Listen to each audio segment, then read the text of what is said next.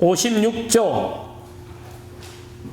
이 경에서 정정은 초선, 2선, 3선, 4선이라고 규정한다.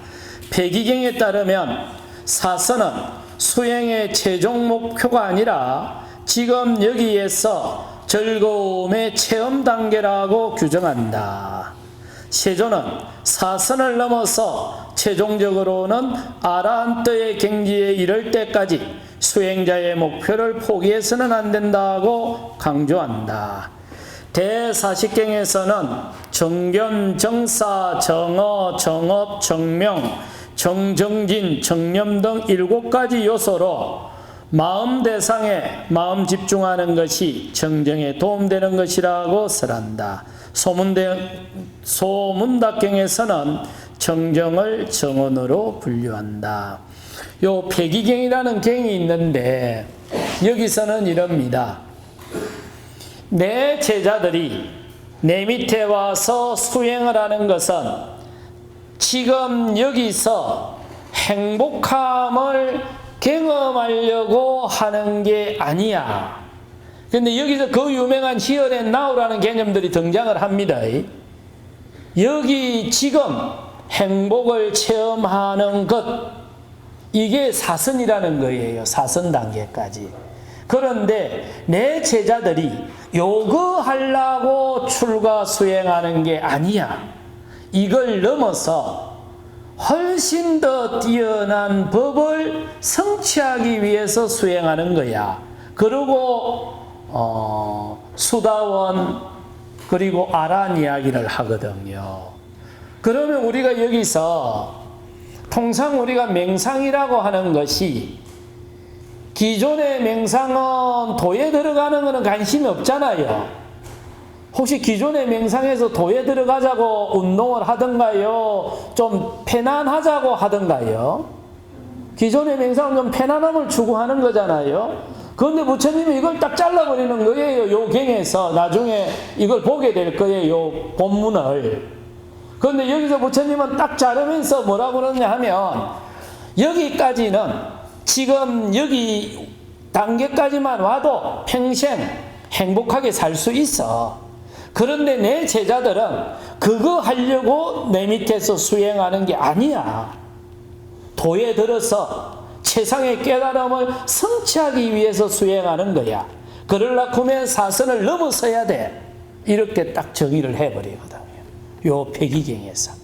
그러면 제가 늘 말씀드렸던 것처럼 수행과 맹상을, 부처님은 여기서 수행이나 맹상이라는 용어를 구분해 쓰지는 않지만 이제 불교도들은 일반 맹상을 하는 사람들하고는 다르잖아요. 이런 거죠. 수행에 관한 모든 노하우의 거의 99%는 불교에서 나간 겁니다. 특히 높은 단계는 100% 불교에서 갖고 간 거죠. 그런데 그 중에서 어떤 것들은 일반인들이 마음을 관리하거나 인생을 관리하거나 자기의 어떤 삶을 관리하는데 상당히 유용한 것들이 많죠? 많겠더만 보니까 열불 날 적에 배 좀 보고 앉아있으면 좋고 그냥 뚜껑이 열릴 정도로 열불 나는데도 한 두서너 시간 잔염하시거나 행염하시면 조금 숨을 쓸만한 것 같더만 보니까. 그러면 그런 분들은 굳이 도에 들 필요는 없잖아요. 그래서 스님들이 도에 들어가기 위해서 수행의 완성도를 높이기 위해 갖고 열심히 수행을 하면 과정에 발견된 몇 가지 중요한 기술들이 있죠. 그런 기술들은 누구나 갖다 쓰면 되는 거죠. 그러면 그런 기술들을 써서 삶이 편안해진다면 그 단계까지를 그냥 일반적으로 시중에서 이야기하는 것처럼 맹상 단계라고 한다면 수행은 거기에서 넘어서야 된다고 했으니 그러면 도에 들어가는 거지 않습니까? 그러면 훨씬 더 고차원의 기술을 써줘야 되는 거거든요. 그러면 수행은 맹상까지 포함하는 걸 수행이라고 하면 되는 거고, 맹상은 좀 더 높은 단계는 스님들끼리 하시고 우리는 그냥 이 정도로 갖고 제 인생을 관리하면 충분합니다 하는 거면 맹상이라고 하면 되잖아요. 그러니까 가급적 불교도들은 맹상이라는 용어를 쓰지 마시라고. 수행이라는 용어로 좀 쓰시라고. 그런데 지금 한국은 바로 요 프레임에 갇혀버린 거예요. 수행이라고 하면 아이고 종교 아닙니까 그거.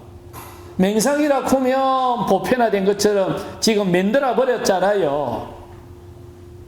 근데 더 재미있는 거는 자기들이 갖다 쓰는 게 전부 수행해서 갖다 쓰잖아. 지금 여러분들이 수행을 하러 왔는데 불교로 믿으라 카던가요? 그냥 수행 열심히 하라 카던가요? 그냥 열심히 수행하라 했잖아. 불교 믿으라 소리 안 했잖아요. 저도 아마 여기서 20 몇 년을 지도를 해도 불교 믿으라 소리 한 번도 안 한 것 같아. 그냥 수행 열심히 하라 했지. 그러니까 불교 개론 같은 것도 여기 강의 안 했잖아요. 그냥 수행에 관해서만 계속 했잖아요. 우리가 언제 뭐 종교를 강요를 했나, 종교를 뭐 하락했나, 뭐. 아무것도 안 했잖아요. 그럼 이제 불상을 왜 모셔놨습니까? 뭐 내 좋아하는 부처님 상 하나 모셔놨는데 뭐야라고. 아니, 이북에 저 외교관들이 외국에 나오면은 왜 김일성 배지 달고 다녔잖아요.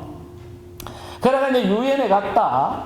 그러니까 여러 기자들이 전부 그걸 질문을 한 거예요. 그 우상 숭배하는 거 아닙니까? 1인 숭배하는 거 아닙니까? 풀적에 이북의 그 외교관들 딱 한마디로 제압했던 거예요. 당신들은 당신들이 좋아하는 대중스타 사진 집에 없나? 내가 좋아하는 사람 사진을 이고대이든 지고대이든 그걸 왜 그런 프레임으로 씌야? 그거 한마디에 끝내버린 거예요. 그럼 이게 저 스님들이 2600년 동안 온갖 심혈을 기울여가지고 개발해놓은 기술들이잖아요. 그럼 그걸 갖다 쓰면 되지. 그리고 추천 밝혀주면 되잖아요. 아, 그거 갖다 썼습니다. 그러면 되는 거지. 그런데 그걸 왜 종교 프레임을 씌워갖고, 그건 종교 아닙니까? 이래.